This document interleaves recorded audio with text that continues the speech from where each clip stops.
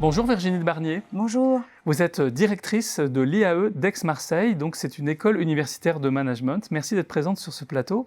Alors votre école, pour la faire, on doit payer entre 4 200 et 4 800 euros par an. C'est beaucoup moins que dans une école de commerce. Est-ce que ça permet vraiment de l'ouvrir socialement, d'avoir une mixité sociale ?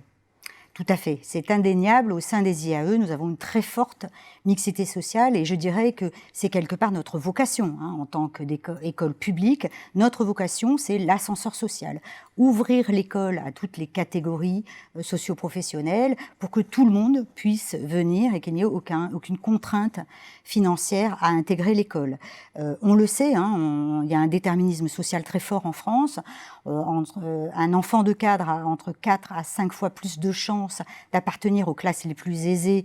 Donc nous sommes très fortement... De reproduire finalement la classe dont il vient, tout à fait. Dont il vient. Et d'ailleurs, ce sont les élèves les plus représentés en classe prépa.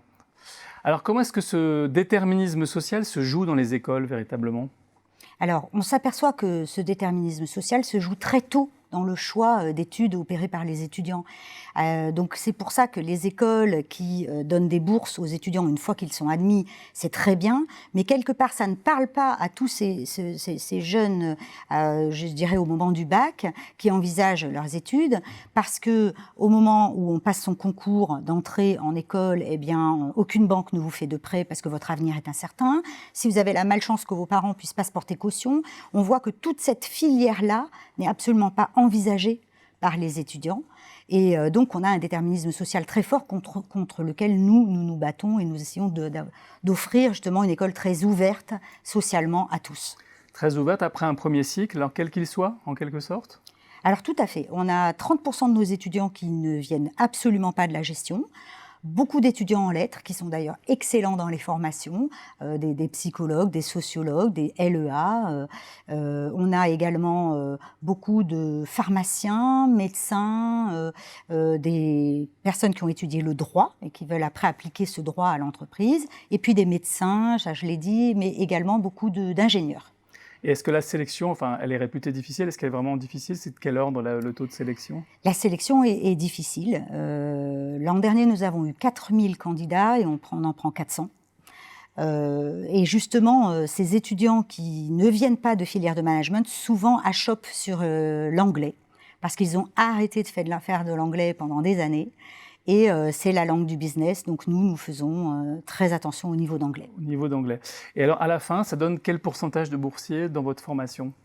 72%. Donc on est très élevé, on est très content de ce taux.